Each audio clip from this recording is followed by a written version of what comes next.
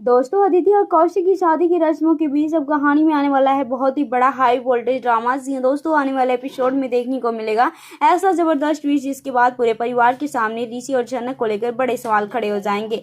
कहानी की शुरुआत होगी जहां घर में अदिति और कौशिक के आशीर्वाद की रस्म चल रही होती है। परिवार के सभी लोग वहां मौजूद होते हैं। तभी जनक अपने पति ऋषि और परिवार के साथ वहां पहुंच जाएगी। जैसे ही ऋषि और जनक एक साथ एंट्री करेंगे, हर कोई बस उन्हीं दोनों को देखने लगता है। कुछ लोग दोनों के साथ देखकर खुश होते हैं तो वहीं कुछ लोग पुराने रिश्तों को लेकर बातें बनाना शुरू कर देंगे।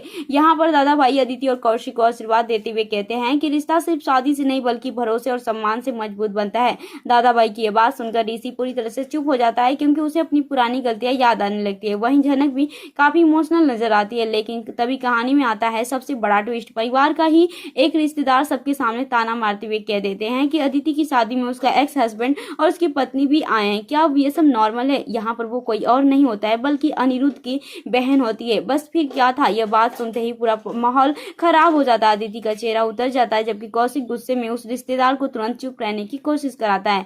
लेकिन वहां पर मौजूद सब जो है कि ऋषि और जनक को लेकर बातें कर रहे होते हैं। तभी जनक आगे जो है कि कार्यालय जवाब में कहती है कि आप जो है कि गलत समझ रही हैं। ऋषि बाबू इस घर के दामाद हैं। इनका एक खास रिश्ता है और उन्हें आज भी इस घर में पूरा सम्मान मिलता है क्योंकि वो इस घर के दामाद हैं। दूसरी तरफ ऋषि लगातार जनक को देखता रहता है। उसे एहसास होने लगता है कि इतनी तकलीफों के बाद भी जनक हर रिश्ते को बचाने की कोशिश कर रही है।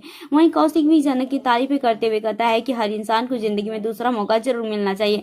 आशीर्वाद की रस्म आगे बढ़ती है और अदिति व कौशिक एक दूसरे को मिठाई भी खिलाते हैं। लेकिन अदिति के चेहरे पर अब भी हल्की बेचैनी साफ दिखाई देती है, जैसे उसके मन में कोई बड़ा डर छुपा हुआ है। एपिसोड के आखिरी में ऋषि अकेले में जनक से कहता है कि तुम हर बार सबको संभाल लेती हो लेकिन मैं आज तक तुम्हारा दर्द नहीं समझ पाई। ये सुनकर जनक बस ऋषि की तरफ देखती है और फिर बिना कुछ बोले वहां से चली जाएगी। अब देखना काफी दिलचस्प होता है क्या ऋषि सच में जनक का भरोसा वापस जीत पाएगा या फिर नहीं।